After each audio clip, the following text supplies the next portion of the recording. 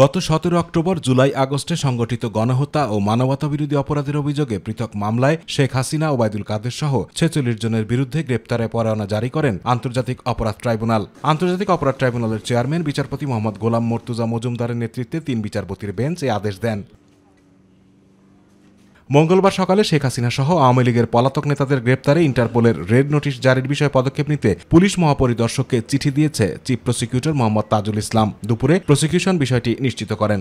এই দেশের যে একসময়কার যিনি প্রধানমন্ত্রী ছিলেন, যিনি এই মামলার আসামি, পলাতক আছেন, দেশের বাইরে আছেন, শেখ হাসিনা, তাকে আন্তর্জাতিক আইন অনুযায়ী ইন্টারপোলের যে ব্যবস্থা আছে, যে সিস্টেম আছে, সেই সিস্টেমের কাছে চিফ প্রসিকিউটরের অফিস থেকে আমরা রিকোয়েস্ট পাঠিয়েছি যে তিনি যেহেতু মানবতা বিরোধী অপরাধ সংগঠনের অভিযোগে অভিযুক্ত, তার বিরুদ্ধে গ্রেপ্তারি পরোয়ানা পেন্ডিং আছে, কিন্তু বাংলাদেশের জুরিসডিকশনের বাইরে তিনি চলে গেছেন। সেই কারণে আন্তর্জাতিক পুলিশিং সংস্থা হিসাবে ইন্টারপোল যাতে তাকে গ্রেপ্তার করার ব্যবস্থা নেয় এবং অন্তত তার ব্যাপারে রেড অ্যালার্ট জারি করে, সেই ব্যাপারে আমরা রিকোয়েস্ট পাঠিয়েছি। এদিকে র্যাবকে সন্ত্রাসী সংগঠন হিসেবে বিলুপ্ত করতে ট্রাইব্যুনালের প্রসিকিউশনে আবেদন জানিয়েছেন 2011 সালে র্যাবের গুলিতে পা হারানো লিমন। দুপুরে আন্তর্জাতিক অপরাধ ট্রাইব্যুনালে এসে অভিযোগ দাখিল করেন তিনি। আমার পা কাটার পরেও আমার এই এক পা নিয়ে আমি কোর্টের বারান্দায় অনেক দিন হাজিরা দিতে হয়েছিল।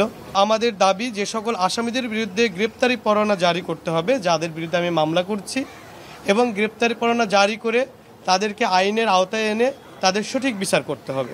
এছাড়া যাত্রাবাড়ী থানার গণহত্যা মামলায় আরও 4 পুলিশ সদস্যের বিরুদ্ধে গ্রেপ্তারি পরোয়ানা জারি করেছেন আন্তর্জাতিক অপরাধ ট্রাইব্যুনাল। যারা যাত্রাবাড়ির অ্যাট্রোসিটির সাথে, যাদের ব্যাপারে আমরা অকাট্য প্রমাণ পেয়েছি, এরকম 4 জন অফিসারের বিরুদ্ধে আমরা গ্রেপ্তারি পরোয়ানা চেয়েছিলাম, আদালত সেটা মঞ্জুর করেছেন। যাদের বিরুদ্ধে অকাট্য প্রমাণ পাবো আমরা, আমাদের তদন্ত সংস্থা পাবে, জুলাই আগস্টের গণহত্যার অ্যাট্রোসিটির সাথে, নিষ্ঠুরতার সাথে যারা জড়িত ছিলেন তারা কেউ ছাড় পাবেন না। এছাড়া এনটিএমসির সাবেক ডিজি ও সাবেক সেনা কর্মকর্তা জিয়াউল হাসানকে একদিনের জন্য জিজ্ঞাসাবাদ করবেন প্রসিকিউটররা, এমন অনুমতি দিয়েছেন আন্তর্জাতিক অপরাধ ট্রাইব্যুনাল। অসংখ্য হত্যাকাণ্ডের সাথে তার সম্পৃক্ততা, গুমের সাথে তার সম্পৃক্ততা, এগুলো আমাদের তদন্ত সংস্থা ইতিমধ্যেই প্রমাণ পেয়েছে।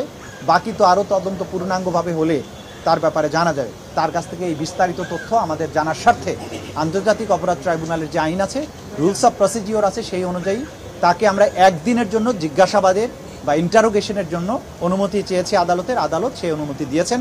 আতিকুর রহমান তিতাস, মাই টিভি।